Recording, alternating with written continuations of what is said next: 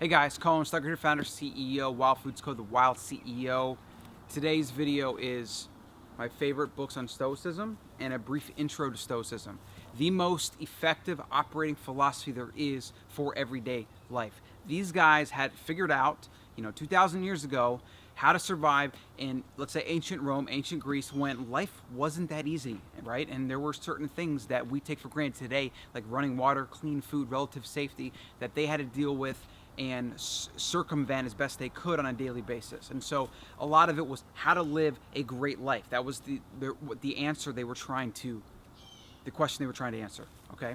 And so I got 6 of pretty much the greatest books on Stoicism ever written, probably the greatest books on philosophy ever written. And some of these are translations, some of these are interpretations, right? Because when you translate text, you can also interpret it into the language, so it's not always an exact translation. But these things are my favorite. They've been more modernized as opposed to something that has the old style verbiage and wording. I don't tend to do well with old style writing, so stuff that's been updated and translated to modern times I think is super valuable, and it's just my preference, okay? So we're going to go through each one of these books, and then I'm going to give you a few of the tenets of Stoicism so that you can apply these principles in your life to live better, because fundamentally that's what Stoicism is about. It's not about analyzing esoteric ideas. This is about how to live on a daily basis better. And that was a bird that freaked me out. Loud. One of the first books that got me into Stoicism was actually The Art of Living, Epictetus, and he had 3 primary works that survived. This one is The Manual. I don't remember what the exact translation is, but this was the idea of this book was his students would carry this around on a daily basis, and they would write reminders and certain sayings and whatnot to kind of remind yourself as a playbook for everyday life, right? If you were a soldier, this is something that you would carry with you to help soldiers kind of go through the grueling day-to-day or the marching or the fighting or the different things you have to do that are very hard on the human body and the human mind. And so they wrote this as a means to give people a kind of manual for daily life, right? And so let's just pick out a quote. If you find yourself acting to impress others or avoiding action out of fear of what they might think, you have left the path. Find satisfaction in following your philosophy. If you want to be respected, start by respecting yourself. And so there's a lot of really small passages like that, which makes it's kind of a book, almost a book of like aphorisms and quotes. Some are a little bit longer, like a page. But great ideas don't have to be explained in a large tome, right? Great ideas a lot of times are simple if you really think about them and you really spend the time. The wisdom in this book can literally change your life. I just can't recommend it enough. So The Manual is one. Art of Living. There's another one that it starts with an E. I'm not going to try to pronounce it. It's like Enchidrion. Just basically Google the top Stoic works, especially pertaining to Epictetus. Epictetus. And obviously there'll be links in the show notes and everything. Okay, so or links below. Manual is one of the good ones. Okay, Seneca was actually the richest, the wealthiest of the 3 primary Stoics. He believed that you could, practice philosophy and live a let's say well-balanced life as long as you made sure to check yourself, right? Instead of just engaging in eating and wine and being drunk and doing and sex and things all the time, like you have to kind of control your behavior to make sure that you stay balanced as a human, whether you have money or whether you're poor or whatever, right? And so on the shortness of life is really good. It's more of long form content, and they're usually in the form of letters that he wrote to friends and to like a woman who's a family member her son died, and he was writing to console her.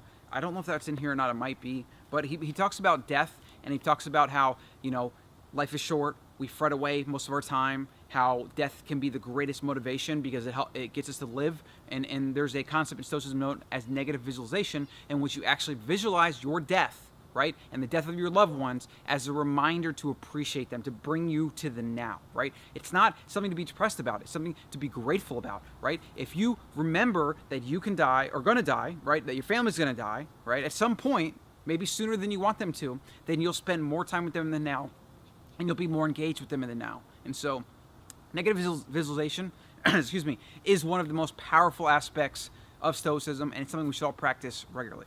Shortness of life, Seneca. I like this translation.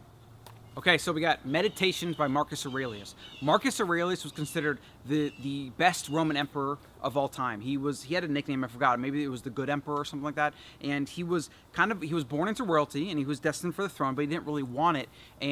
But he took the throne because it was his duty and he didn't really have a choice. And so he learned how to embrace it the best he could. And he wrote these notes to himself, a journal to himself, as kind of reminders of like what you're going to deal with on a daily basis. Like, people are going to try to lie from you, steal from you. There's going to be wars. There's going to be this. There's going to be that. Everyone's going to want something from you.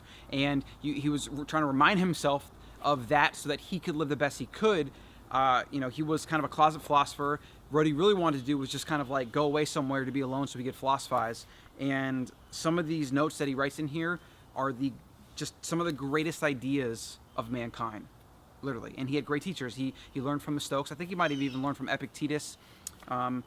And he just was a really cool guy, right?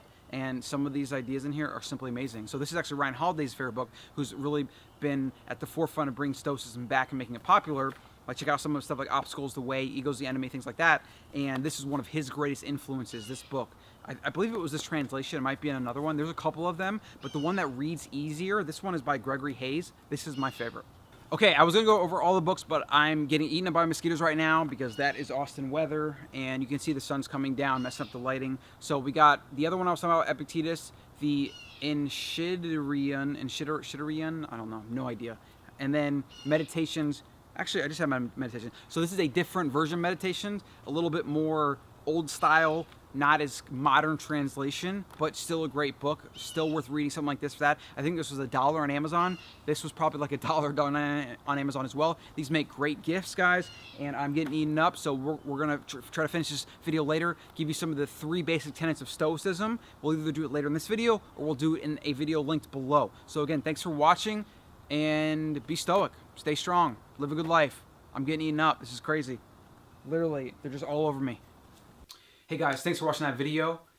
I got a free offer for you. So go to drinkyourfat.com and get the free ebook, the #DrinkYourFat system. Find out why I drink my fat in the mornings, why I don't eat breakfast, and how I'm using the power of intermittent fasting to stay lean, stay healthy, stay fit, control my appetite, and literally go all day without food if I want to. Right? So if you're a slave to your food, as most people are, if you've been told that you're supposed to eat 5, 6, 7 meals a day to stoke your metabolism, I'm going to teach you why that is all nonsense, and I'm going to show you the simplest, most efficient way to actually control your appetite so that if you want to lose weight, you can eat less calories, or if you just want to be healthy in general, you can balance out your hormones by controlling the times of when you eat, right? And we use the Drink Your Fat in the morning to set our day up for success. Okay, so again, go to drinkyourfat.com and download the free ebook.